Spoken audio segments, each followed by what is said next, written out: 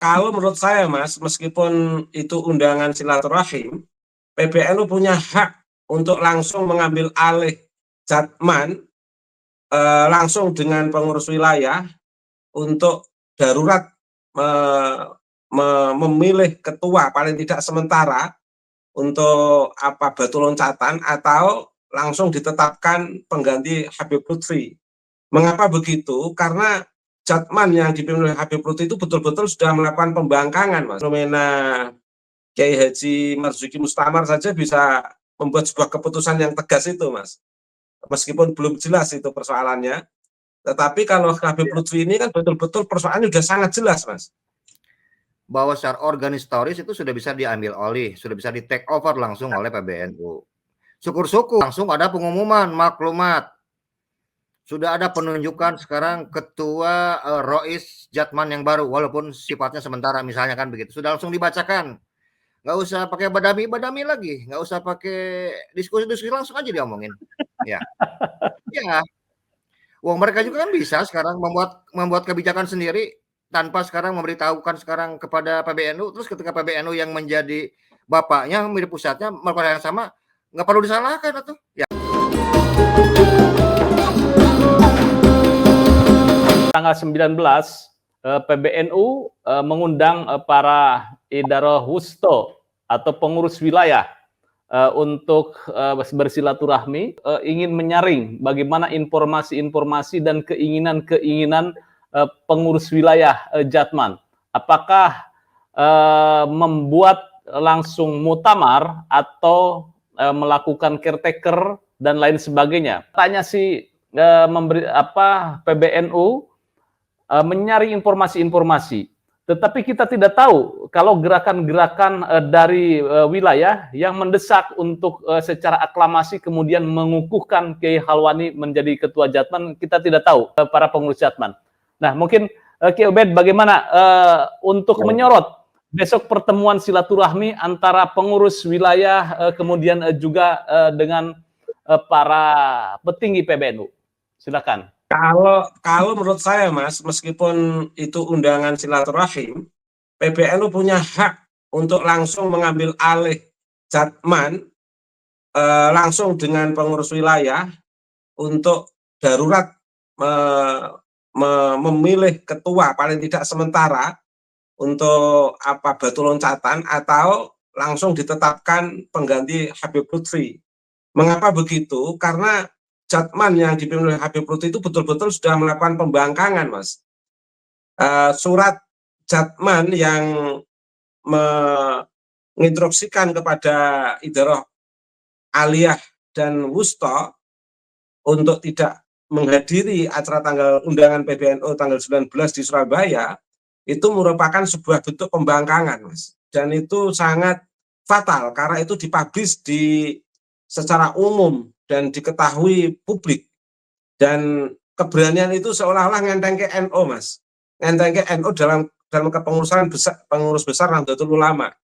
Sehingga fatal menurut saya. Belum lagi kalau memang benar di kop suratnya Menkumhamnya betul-betul sudah memiliki perizinan tersendiri yang notabene sebagai banom di bawah pengurus besar Nahdlatul Ulama. Selain itu juga, itu kan kepengurusan itu sudah berperiode-periode, Mas, di Jatman itu. Sudah melampaui batas finish itu, yang luar biasa.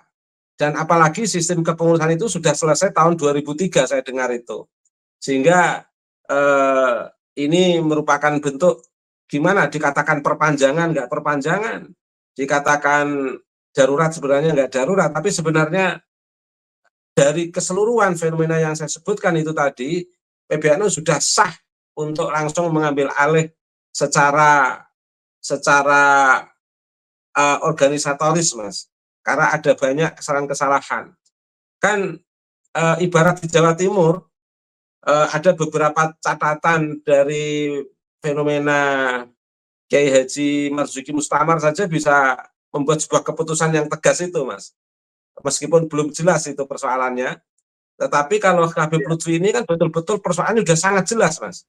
Sangat soreh bagaimana kepemimpinan Habib Lutfi di Jatman ini, dan sudah cukup membuat kekuatan PBNU untuk membuat sebuah keputusan terkait dengan kepemimpinan Jatman selama ini, Mas. Terima kasih, Mas. Oke, yang saya terima bahwa kepengurusan Habib Lutfi yaitu 2018 sampai September 2023 dan sudah habis masa atau sudah demisioner. Artinya dari sisi ADART kemudian juga kewenangan PBNU sebagai Bano menurut Kiai Ubed adalah bisa saja bahwa PBNU men-take over. Kiai Alawi, nah Kiai Alawi bagaimana nih komentarnya nih? Ada komentar-komentar netizen itu sampai 467. Salah satunya ini ada yang relevan dengan yang Kiai bahas ini. Kiai Halwani pantas amanah megang Ketua Mursyid Thariqah Indonesia, kemudian harismatik nasionalis, beliau juga seorang mursyid. Nah, ini tentang nasionalisme dan kebinekaan ini yang Anda sorot ini. Artinya pandangan-pandangan netizen pun hampir sama dengan Kiai Alawi. Ada komentarnya Kiai Alawi, silakan. Besok wabil khusus nih pertama untuk PBNU, betul. Saya sepakat sekali dengan Kiai Ubed bahwa secara organisatoris itu sudah bisa diambil alih, sudah bisa di-take over langsung oleh PBNU. Syukur-syukur langsung ada pengumuman maklumat. Sudah ada penunjukan sekarang ketua Rois Jatman yang baru, walaupun sifatnya sementara misalnya kan begitu. Sudah langsung dibacakan. Nggak usah pakai badami lagi, nggak usah pakai diskusi langsung aja diomongin. Ya. Ya.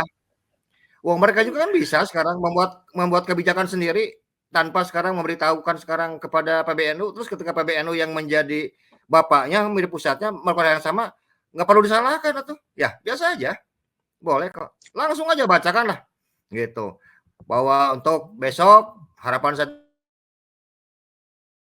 itu kalimatnya kurang lebih bahwa dengan ini kami Rois Am atau pejabat sementara Rois Am untuk Jatman Kota Bandung adalah Kiai Haji Halwani. Kan begitu harapannya ya, nanti baru itu baru strukturalnya dan sebagainya.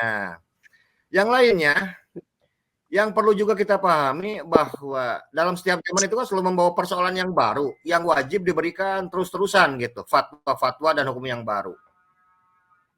Sayangnya kita itu justru sering terjebak dalam romantisme dan membanggakan Islam dan NU zaman bahula, zaman dulu secara berlebihan tanpa mau melihat wujud realitas bahwa kita hidup di zaman Islam dan NU masa kini. Berbagai permasalahan yang muncul, yang terus berdatangan, ada kalanya itu menjadi penghambat dan penghalang untuk meraih kejayaan Islam dan NU masa kini. Nah, agar kita bisa mendapatkan kejayaan Islam dan NU jaya kini, maka berbagai permasalahan yang menghambat itu harus dihilangkan, harus dibuang. Kalau dalam sekarang istilah keren sekarang kita ya harus dirungkadkan kan begitu. Terus juga kita sering menyalahkan Islam dan NU karena kita itu tidak bisa menjadi pelindung dan pemberi kenyamanan. Padahal dalam hal ini sebetulnya Islam dan NU itu tidak punya kesalahan apapun. Justru kitalah yang bersalah terhadap Islam dan NU. Nah, jadi kita jangan terus-terusan membuat kesalahan yang sama terhadap Islam dan NU. Nah, inilah kita perlu sekarang tokoh-tokoh yang betul-betul reformis, cara berpikirnya lebih maju, yang betul-betul bisa menyatukan Indonesia, nasionalis, kebinekaan, tidak merasa sombong dengan nasab yang dia miliki, tidak membawa sekarang ideologi-ideologi yang lain yang selama ini justru akan menjadi penghambat untuk tumbuh suburnya, bertahannya ideologi Pancasila dan ideologi keberagamaan di Nusantara. Makanya sering nanti itu Islam dan NU dihujat, Islam dan NU sekarang dicaci maki, Islam dan NU sekarang ditinggalkan. Ya bukan karena takdir ilahi sebetulnya, karena kita lah sebetulnya meninggalkan Islam dan NU itu sendiri. Nah, supaya sekarang tidak seperti itu, jadi ayolah kita sama-sama, bukan sekedar berdoa, karena merubah takdir itu kan tidak cukup dengan berdoa, harus kita punya keistiqomahan, harus punya kekuatan, harus punya sekarang motivasi yang besar. Jadi tidak salah kalau tahun ini kami merasa yakin bahwa yang paling pantas untuk menjadi Rois Am Jatman itu ke depannya adalah Abah Kiai Haji Halwani.